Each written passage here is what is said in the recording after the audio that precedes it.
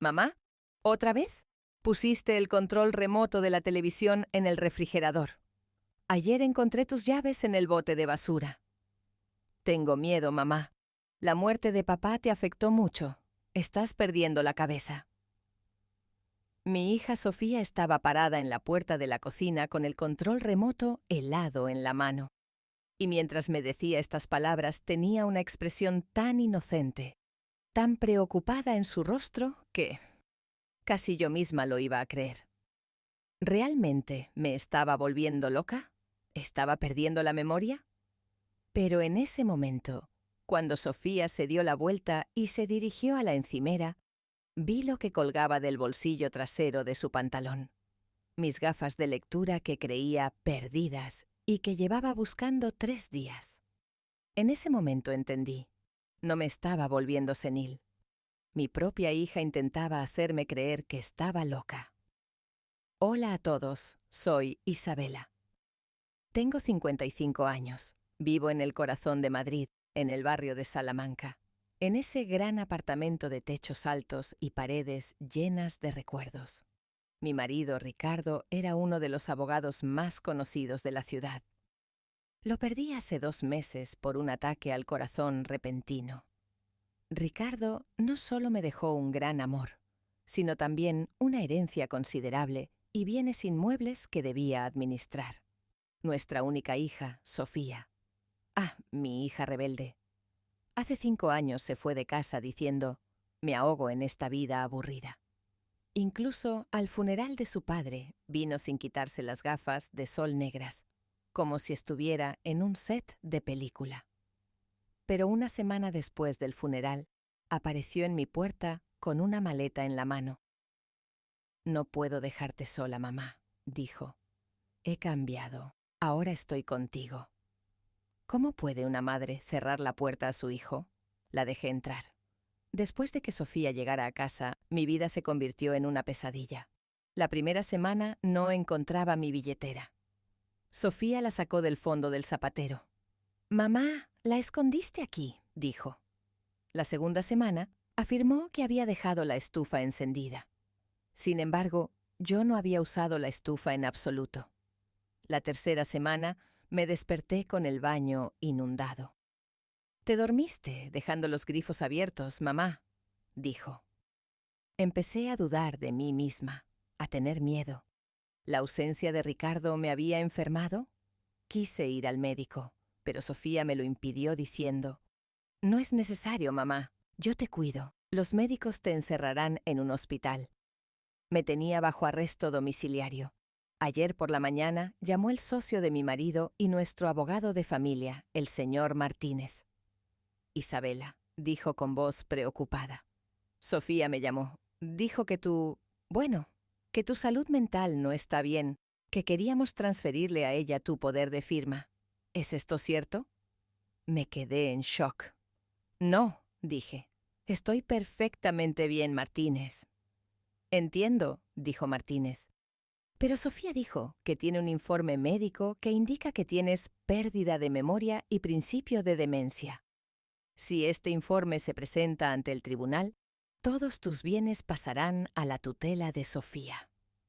Colgué el teléfono. Mis manos temblaban. ¿Informe médico? Yo no había ido al médico. Sofía había hecho preparar un informe falso. Justo en ese momento Sofía entró en la cocina.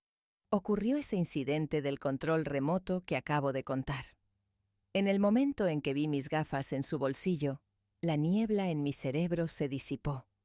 Sofía quería enfermarme y encerrarme en un manicomio o en un asilo. Su único objetivo era quedarse sola con esa herencia millonaria que dejó su padre. Sofía se volvió hacia mí. «Mamá», dijo con voz dulce, «tengo una sorpresa para ti esta noche. Un amigo médico vendrá a cenar. Le pedí que te examinara. Solo charlaremos». Sonreí. Pero esta no era la sonrisa de la antigua e ingenua Isabela. «Claro, hija», dije. «Que venga. Yo también encontraré muchas cosas que contarle». Mientras subía a mi habitación, ya había tomado mi decisión. Esta noche se representaría una obra de teatro en esa cena. Pero el guión no lo escribiría Sofía, lo escribiría yo. A las 20 en punto sonó el timbre. Sofía corrió a abrir la puerta. Entró un hombre de unos 40 años, con un traje caro, pelo engominado y un maletín de cuero en la mano. Sofía lo presentó como el doctor Romero. Dijo: «Es neurólogo, un muy buen amigo mío. Pero yo, como esposa de abogado, conocía bien a la gente». En los ojos de este hombre no estaba el juramento hipocrático, había signos de dólar. Nos sentamos a la mesa. Tenía frente a mí mis platos de porcelana favoritos, mis copas de cristal. Pero esta noche, en esos platos, no se serviría comida, sino una conspiración. Durante la cena, el doctor Romero me sometió a un interrogatorio cruzado. «Señora Isabela, la muerte de su esposo debe ser difícil. ¿A veces confunde las fechas? Por ejemplo, ¿qué día es hoy?». Lo miré fijamente. «Hoy es martes, doctor, 14 de mayo, y hace exactamente 62 días que murió mi esposo Ricardo. Yo no olvido las fechas, pero veo que usted olvidó atarse la corbata. Está torcida». El doctor Romero se molestó. Se llevó la mano a la corbata. Sofía intervino. Soltó una risa nerviosa. «Mi madre es bromista, doctor. Pero el otro día me preguntó, ¿cuándo volverá Ricardo del trabajo? Su memoria va y viene». Estaba mintiendo. Nunca había preguntado tal cosa. Cuando pasamos al plato principal, Sofía se levantó. «Voy a rellenar las copas de vino», dijo. Fue a la encimera de la cocina. Estaba de espaldas a nosotros. La observaba desde el espejo del comedor. Sacó un frasco pequeño de su bolsillo. «En mi copa». Dejó caer unas gotas de un líquido transparente solo en mi copa. Luego volvió a guardar el frasco en su bolsillo. Trajo las copas a la mesa. «Este vino de Rioja es maravilloso, mamá. Vamos, salud», dijo. Puso la copa adulterada frente a mí, las copas limpias frente a ella y al doctor. «Salud», dije levantando la copa. Todos levantaron sus copas. Justo cuando iba a llevármela a los labios, «¡Ah!», grité y dejé caer a propósito el tenedor que tenía en la mano debajo de la mesa. Se me cayó el tenedor. Sofía y el doctor, por reflejo, miraron debajo de la mesa, al suelo. En ese vacío de un segundo, cambié mi copa con la del doctor Romero a la velocidad del rayo. Las copas eran iguales. Los niveles de vino eran iguales. Nadie se dio cuenta. Me enderecé. «No importa», dije sonriendo. «Tomaré otro tenedor». Levanté mi copa de nuevo. «A su salud, doctor», dije. El doctor Romero levantó mi copa envenenada en el aire. «A su salud, señora Isabela», dijo y tomó un gran sorbo. Pasaron 5 minutos. El doctor Romero hablaba, pero empezaba a trabarse la lengua. O sea, ¿las funciones cerebrales?» Sus ojos se desviaban. Se agarró la cabeza. Sofía lo miró con preocupación. «Doctor, ¿está bien?» «Un poco. Me mareo», dijo Romero. «Hace mucho calor aquí». Sonreí. «Quizás esté cansado, doctor», dije. «O tal vez el vino que bebió le cayó un poco pesado». Romero estaba a punto de desplomarse en la silla. Sofía se volvió hacia mí. Había terror en sus ojos. «¿Tú?», dijo. «¿Tú no bebiste?». Mostré mi copa. «Bebí, hija, pero mi constitución es fuerte. Parece que tu amigo médico resultó ser un poco débil». Romero golpeó su cabeza contra la mesa. ¡Pum! Se había desmayado. Sofía saltó de pie. «¿Qué le hiciste?», gritó. «Yo no hice nada, Sofía», dije con calma, mientras cortaba mi carne con el tenedor. «Solo le ofrecí esa mezcla especial que preparaste a quien se la merecía. Ahora siéntate, porque ya que el doctor duerme, podemos tener nuestra verdadera conversación». Mientras el doctor Romero roncaba en la mesa, Sofía se quedó congelada donde estaba, mirándome con miedo. «Estás loca», susurró. «Envenenaste al hombre». Sonreí y me levanté. Solo hice que probara su propia medicina, Sofía. Ahora veamos qué hay en el maletín de este respetable doctor. Sofía hizo un movimiento para detenerme, pero al ver el cuchillo de carne que tomé en mi mano, tuvo que retroceder. En ese momento no veía a su madre frente a ella, veía a un enemigo listo para la guerra. Tomé el maletín de cuero del doctor. Abrí la cremallera. No salió ningún estetoscopio ni tensiómetro. Solo había carpetas. Tomé la carpeta azul de arriba. Decía Isabella García, informe, en letras grandes. Abrí la carpeta. Al leer el documento dentro, la sangre se me subió a la cabeza. La fecha del informe era hoy. Pero la hora estaba puesta como las 23 horas. Ahora eran apenas las 21 horas. Y en la parte del diagnóstico decía: la paciente muestra síntomas avanzados de Alzheimer. Ha perdido la noción de lugar, tiempo y espacio. No tiene capacidad para tomar decisiones por sí misma. Debe ser puesta bajo tutela urgentemente. La parte inferior del documento ya estaba sellada y firmada por el doctor Romero. El hombre había decidido que yo estaba loca y había firmado antes de examinarme, incluso antes de hablar conmigo. Levanté el documento en el aire. ¿Lo ves, Sofía?, dije. Este hombre no vino a examinarme, vino a enterrarme. Sofía comenzó a llorar. Pero este no era un llanto de arrepentimiento. Mamá, por favor, tengo deudas. Mi novio me amenaza. Necesito ese dinero. ¿Tu novio?, dije. ¿Ese hombre que ni siquiera vino al funeral? Sofía no pudo responder. ¿Ibas a encerrar a tu madre en un manicomio para que ese vagabundo se gastara la herencia de tu padre, eh? La cara de Sofía cambió. Esa chica que lloraba se fue. En su lugar llegó una mujer llena de odio. «Sí», gritó. «Tú no necesitas dinero. Ya eres vieja. Ese dinero es mi derecho. No estuve al lado de mi padre cuando murió, pero su dinero debería ser para mí». Caminó hacia mí. «Dame esa carpeta». Trató de tomar la carpeta. La empujé. Cayó al suelo. «Puedes tomar la carpeta, Sofía», dije. «De todas formas, le sacaré fotocopia». Luego llevé mi mano a mi solapa. Me quité ese pequeño broche negro que tenía prendido en la solapa de mi blusa. No era un broche. Este era un mini dispositivo que grababa voz, que mi marido Ricardo usaba a veces, por ser abogado. La luz del dispositivo parpadeaba. «¿Lo ves?», dije. «El informe falso del doctor, tus confesiones, cuando me dijiste, eres vieja, debes morir. Todo está grabado aquí». Sofía se puso pálida al ver la grabadora. Justo en ese momento, el doctor Romero, que yacía en la mesa, comenzó a gemir. «¡Ah, mi cabeza!». Entreabrió los ojos. Veía borroso. Al verme de pie con el cuchillo y la carpeta en la mano, trató de entender qué pasaba. «Buenos días, doctor», dije con voz helada. «¿Durmió bien? Porque dentro de poco comenzará una noche muy larga. Quiero que esté sobrio cuando dé su declaración a la policía». Romero intentó levantarse con pánico, pero se tambaleó y cayó. Sofía miraba hacia la puerta. Pensaba en huir. «La puerta está cerrada con llave, Sofía», dije sacando la llave de mi bolsillo y agitándola. «Nadie sale de esta habitación. Esta es la noche del ajuste de cuentas». Cuando dije «la puerta está cerrada con llave», el doctor Romero y Sofía se miraron. En ese momento, el aire en la habitación cambió. Ya no había relación madre-hija o doctor-paciente.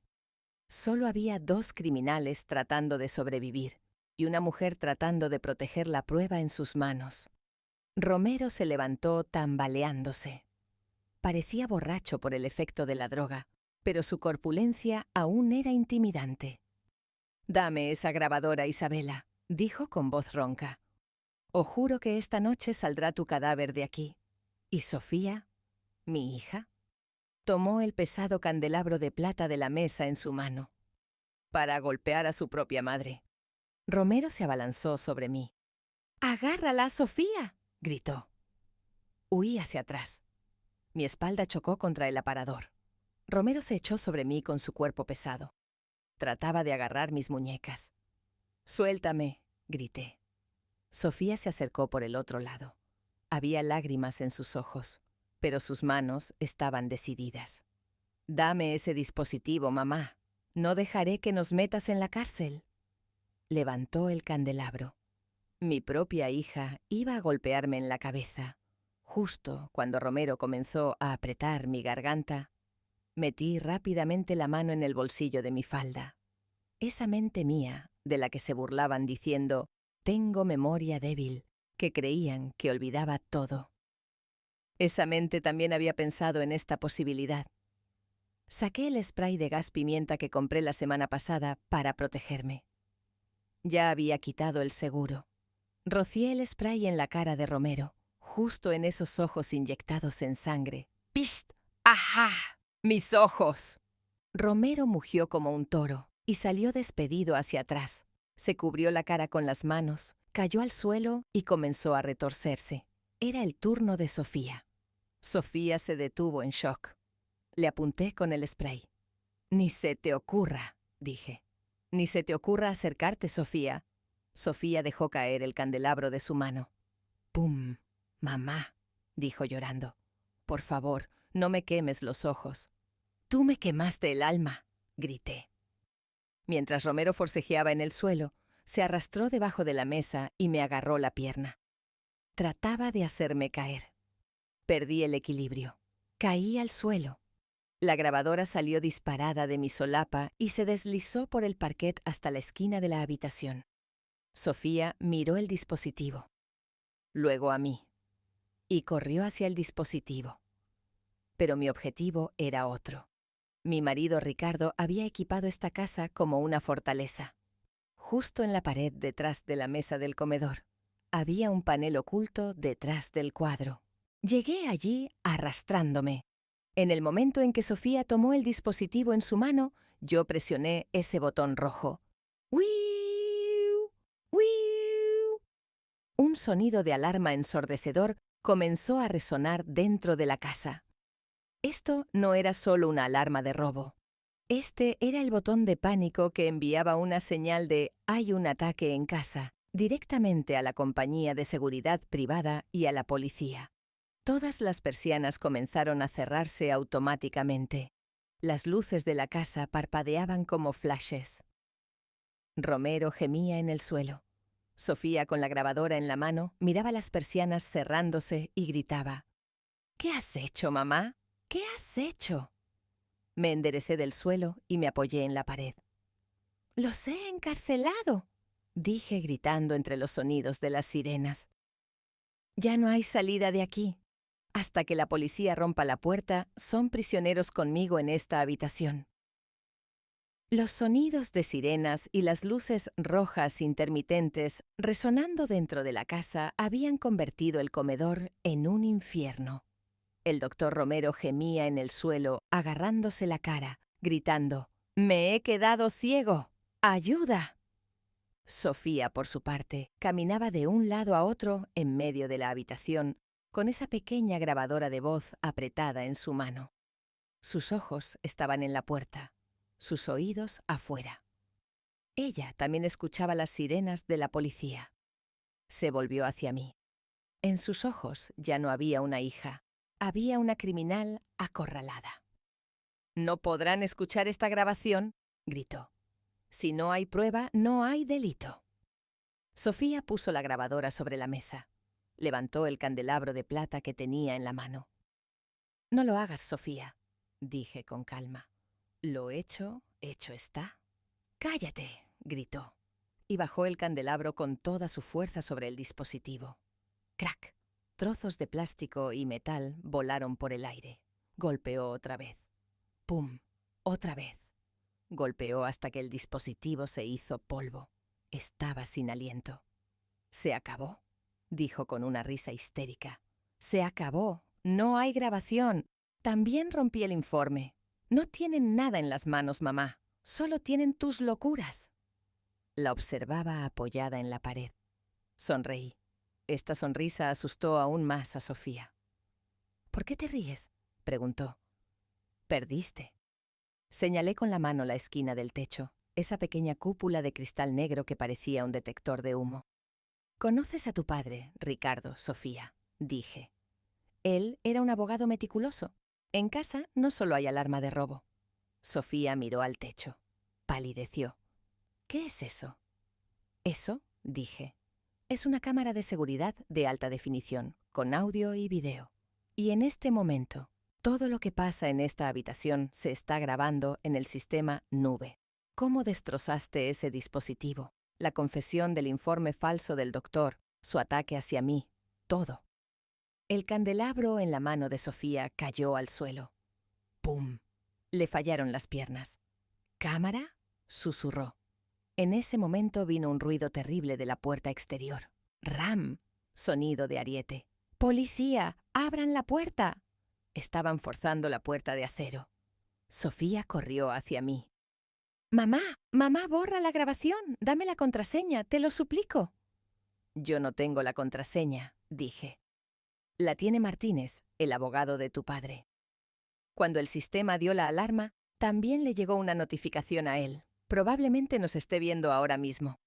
La puerta del salón fue pateada con un gran estruendo. Irrumpieron policías de operaciones especiales, GEO. «¡Al suelo! ¡Al suelo! ¡Al suelo!», con armas en las manos, escudos.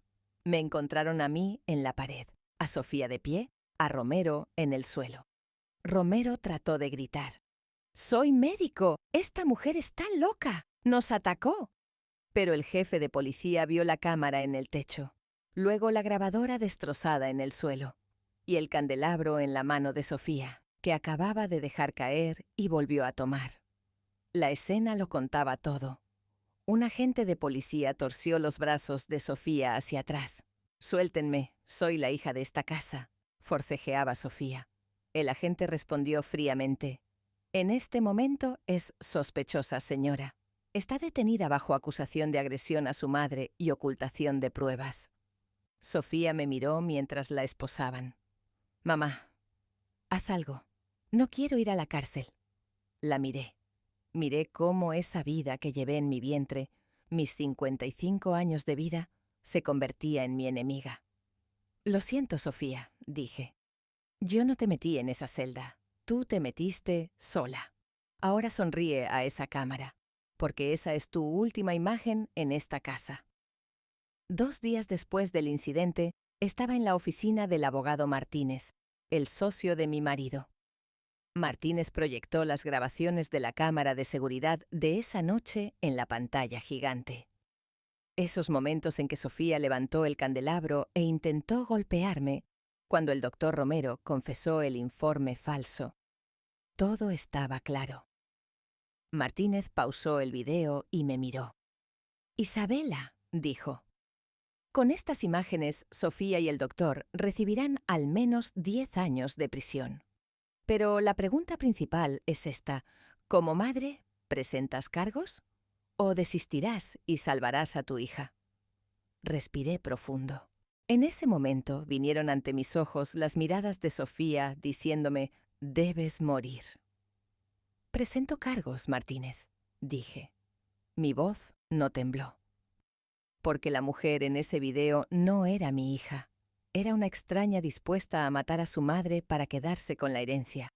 Si la salvo ahora, cuando salga, terminará el trabajo que dejó a medias. Martínez asintió. «Decisión correcta, Isabela. Además, examinamos las cuentas de Sofía. Esa cifra que dijo que solo debo es enorme. Se han involucrado en negocios ilegales con su novio. Iban a internarte en un hospital psiquiátrico y después de obtener tu poder notarial, transferirían todos tus bienes a esa organización criminal». Llegó el día del juicio. Sofía estaba en el banquillo de los acusados. Estaba delgada, pálida. No quedaba rastro de su arrogancia. El doctor Romero intentaba echarle toda la culpa a Sofía. «Ella me engañó. Creí que estaba enamorado», decía. Las mentiras volaban por el aire. Pero ese video, esa grabación muda de la cámara de seguridad en blanco y negro, acabó con todo. El juez anunció el veredicto. Doctor Romero. Inhabilitación profesional y 8 años de prisión. Sofía García. 12 años de prisión por conspiración contra su madre, agresión e intento de estafa. Mientras se llevaban a Sofía, se volvió hacia mí. «¡Mamá!», gritó. «¿Me vas a dejar pudrirme aquí? Si fuera papá, me perdonaría». Me levanté. «Tu padre te perdonaría, Sofía», dije, «porque él te amaba como tú lo amabas a él. Pero yo te parí, te crié y te protegí. Lo que me hiciste no fue solo un crimen, fue un pecado. Y el precio de los pecados se paga también en este mundo». Los guardias se la llevaron. No miré atrás. Cuando volví a casa, esas paredes empezaron a caerse sobre mí. En cada rincón había un recuerdo. En cada habitación una sombra de traición. Tomé mi decisión. Al día siguiente llamé a la inmobiliaria. «Vendan», dije. «Vendan esta casa, los muebles, todo». Vendí ese lujoso apartamento en Madrid. Doné una parte del dinero que obtuve a una fundación que trabaja para los ancianos y los desamparados. Ayudé a esos lugares donde querían encerrarme. Con el resto, me compré una casa pequeña, encalada, con limoneros en el jardín, junto al mar en Málaga. Ahora me despierto con olor a mar por las mañanas. ¿Estoy sola? Sí. Pero ¿tengo miedo? Jamás, porque no hay nadie en mi casa que me haga daño. La lección que sacaremos de esta historia es esta, amigos. El lazo de sangre no es una cortina que cubre la traición.